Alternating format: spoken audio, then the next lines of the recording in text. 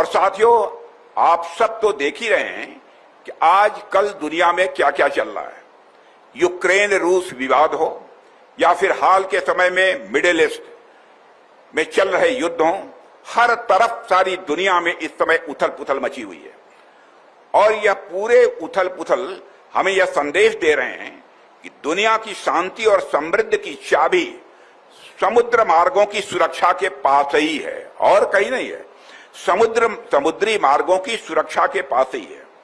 समुद्र में आपकी उपस्थिति एक तरह से ताकत का ही यह प्रतीक होती है। और साथियों, जैसे इसका एक उदाहरण आप देखिए, पिछले साल पहलगाम में, मैं आपको याद दिलाना चाहता हूं, पहलगाम में एक कायराना आतंकी हमला हुआ था। आतंकियों ने धर्म पूछकर हमारे निर्दोष नागरिकों की हत्या की थी और उस घटना के बाद पूरे देश का खून खौल उठा था।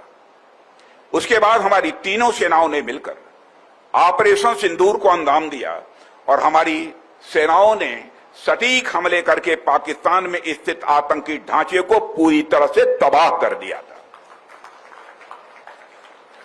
हमारी आर्मी और एयरफोर्स ने तो अपनी भूमिका निभाई ही, लेकिन जो भूमिका हमारी नेवी ने निभाई वो भी बहुत ही महत्वपूर्ण थी।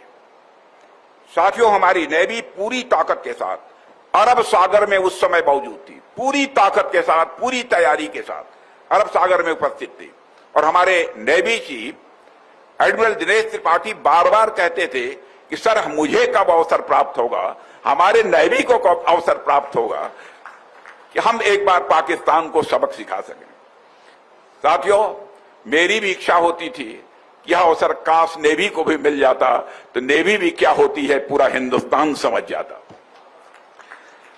साथियों, जिसने दुश्मन के मन में लगातार भय बनाए रखा, जिसने दुश्मन के मन में लगातार भय बनाए रखा, और इसी का नतीजा यह हुआ कि पाकिस्तान की पूरी नौसेना डरकर अपने बंदरगाहों में दुबक कर बैठ गई थी। और साथियों, हमारी सेनाओं की यह ताकत, हमारी लगातार की गई मेहनत और यह सतर्कता का नतीजा है।